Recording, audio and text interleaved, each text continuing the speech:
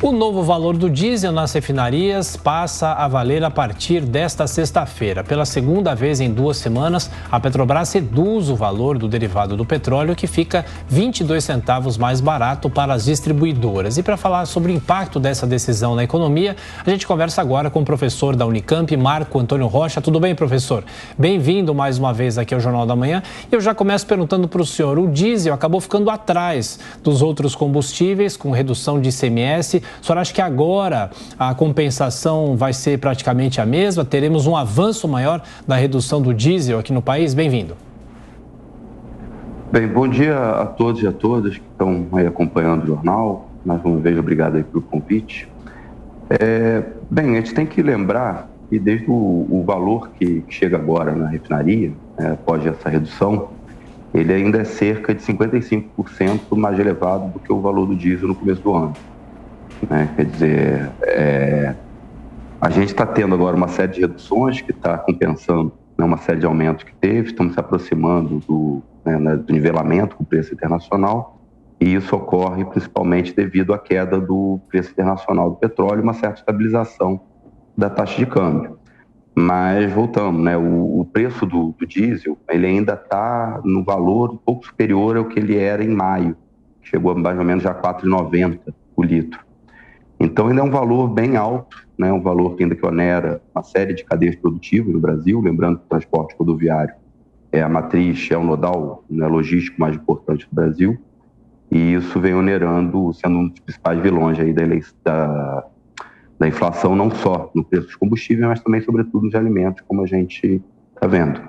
A gente espera agora que, com uma certa calmaria aí no conflito da Ucrânia, com a taxa de câmbio tendendo a se valorizar, que o preço do diesel também sofra novas reduções. Mas ainda, em relação a toda a elevação que ele teve durante esses últimos anos, ainda é um preço bem elevado. Professor, na sequência, a pergunta de Amanda Klein.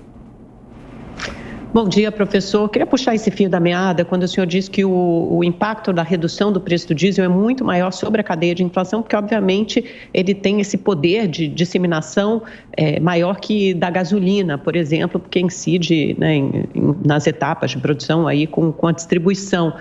E também perguntar ao senhor se essa nova redução foi acertada, se continua respeitando a política de preços da Petrobras, se pode ter se antecipado ou não, ou foi uma política absolutamente objetiva e concreta que segue o preço internacional, porque esse preço é muito volátil. Não, dentro da lógica da política de preços, da PPI, a decisão foi acertada, já existia espaço para essa redução. O preço do barril internacional vem caindo, já está se estabilizando a um patamar abaixo de $100, no auge do conflito chegou a cerca de 125, 130. Então há um certo espaço sim para redução desse preço. E isso é importante justamente como a gente comentou aqui, em relação ao impacto que isso tem na inflação como um todo, não apenas no custo do transporte, mas na forma como isso também é repassado para as demais cadeias produtivas. Então a decisão foi acertada, a Petrobras tinha espaço para isso, há um certo cenário de estabilização nesse preço e, portanto, foi importante essa redução sim.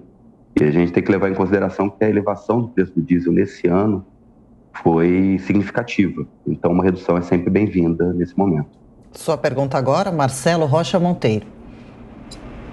Bom dia, professor. A alta dos preços dos combustíveis, não só dos combustíveis, dos alimentos, dos preços em geral, frequentemente é explorada politicamente, e tem sido assim no Brasil, pelos setores que se opõem a quem está no poder.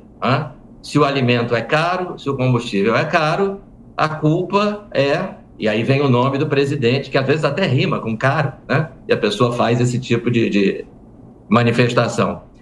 Quando esses preços começam a cair, como está acontecendo agora com os combustíveis e com um possível reflexo nos preços em geral, o senhor avalia que isso pode trazer benefício, aí já em sentido contrário, benefício para quem está no governo e prejudicar politicamente a oposição? Qual é a sua avaliação aí desse bate-bola entre economia e política? Olha, de antemão é difícil saber o impacto, né? Porque, embora a inflação internacional esteja bem elevada, o Brasil já vem sofrendo com um processo inflacionário já desde o final de 2020, sobretudo devido a uma certa má administração da taxa de câmbio pelo Banco Central.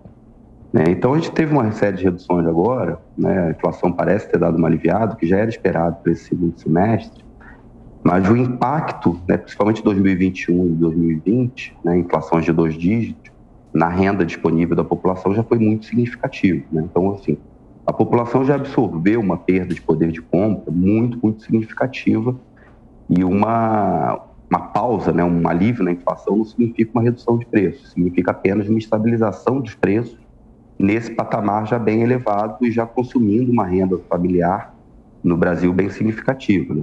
Então, a gente está com cerca de 40 milhões de pessoas, de famílias passando fome, né, ou com risco de soberania alimentar. Não é uma redução que vai trazer um alívio nesse cenário, né? A vida da população vai continuar bastante dura, sofrendo menos com o impacto da inflação em si, mas já com toda a perda de renda acumulada desde o final, pelo menos, de 2020. Então, isso traz um certo alívio para o governo nesse momento, principalmente agora na proximidade com as eleições. Pelo menos pausa um certo derretimento da popularidade devido ao cenário inflacionário, né? Mas o impacto, né, a perda de renda, né, a perda de qualidade de vida da população já foi sentida. O quanto isso vai pesar para cada um na hora da decisão, aí ainda é um cenário ainda para a gente ver aí até outubro. Mas eu acho difícil que essa redução tenha um alívio muito grande, ou produza um alívio muito grande, já no impacto relativo à perda da qualidade de vida da população em relação a esse cenário inflacionário, que, como eu disse, a gente já vem aí de 2 anos. Professor da Unicamp, Marco Antônio Rocha, agora a pergunta é de Roberto Mota. Bom dia, professor. Pelo que eu vi, o senhor foi assessor econômico na campanha a presidente de Guilherme Boulos, do PSOL, em 2018, correto? E aí, na época, o senhor deu uma declaração... também desde 2020. Ok. Aí, na época, o senhor deu uma declaração dizendo, caso venha a ser eleito, Guilherme Boulos não pretende privatizar nenhum estatal. E o senhor disse também, os leilões de áreas do pré-sal realizados durante o governo de Michel Temer deverão ser revogados.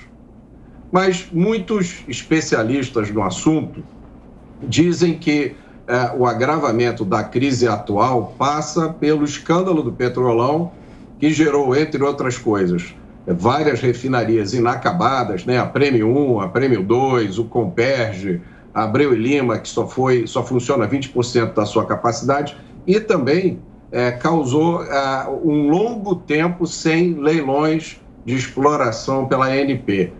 Como é que o senhor vê essa situação agora? O senhor mantém essa visão que o senhor tinha naquela época? Mantenho, sim. É óbvio que a morosidade nas obras das refinarias, né, pesa no cenário de necessidade de aumento da oferta interna. Mas, veja, 80% do petróleo produzido é produzido por empresas estatais, né? A participação estatal na produção e refino de petróleo é uma constante do setor ao longo de todo o século XX e permanecerá no século XXI. A Petrobras teria condições plenas de explorar a área do pré-sal e teria capacidade de atender cerca de 80 e poucos por cento da capacidade, da necessidade, da demanda interna de combustíveis.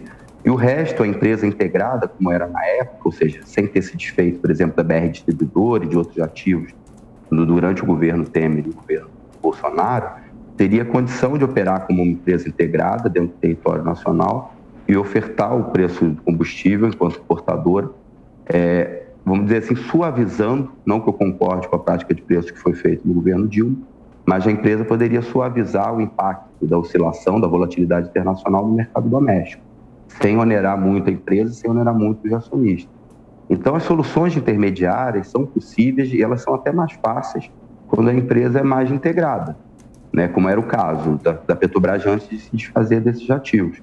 Então, eu mantenho minha opinião, sim. Eu acho que a Petrobras deve ser pública, deve ser uma empresa integrada, uma petroleira integrada, como funciona, aliás, o benchmark de competição internacional no setor. E isso traria uma capacidade da Petrobras de exercer uma política de preços que fosse muito menos onerosa para a população brasileira. O que a gente tem nesse momento é uma prática de preço que, vamos dizer assim, ela é dirigida apenas aos acionistas da Petrobras. Eu acho que o papel histórico da Petrobras, né, para a economia brasileira, a importância da Petrobras na economia brasileira é muito maior do que isso.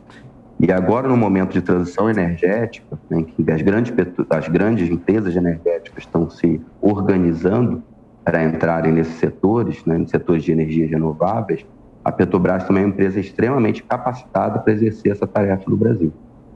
Professor, essa redução de 22 centavos por litro do diesel nas refinarias pode significar uma boa redução também para o consumidor final? Olha, depende. Quer dizer, como é que o consumidor vai sentir isso? A gente tem que lembrar que a cadeia de combustível, né, da refinaria ao varejo, ela varia muito em termos do grau de competição ao longo da cadeia. Então, como no varejo é mais pulverizada essa competição, muitas dessas margens foram exprimidas aí durante o processo de elevação do preço.